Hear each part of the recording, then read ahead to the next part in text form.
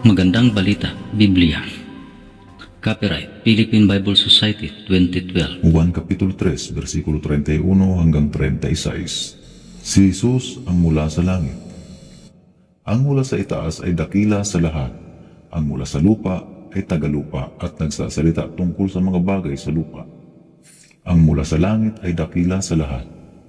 Pinapatutuhanan niya ang kanyang nakita at narinig, ngunit walang tumatanggap sa kanyang patutuo.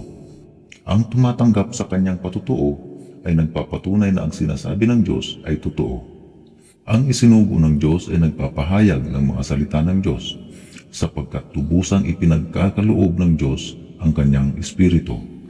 Iniibig ng Ama ang anak, at ibinigay niya rito ang pamamahala sa lahat ng bagay. Ang sumasampalataya sa anak ay may buhay na walang hanggan, ngunit ang hindi sumusunod sa anak ay hindi magkakaroon ng buhay na walang hanggan. Sa halip, mananatili sa kanya ang puot ng Diyos. Susunod, Juan Kapitulo 4, versikulo 1 hanggang 42. Si Jesus sa Samaria.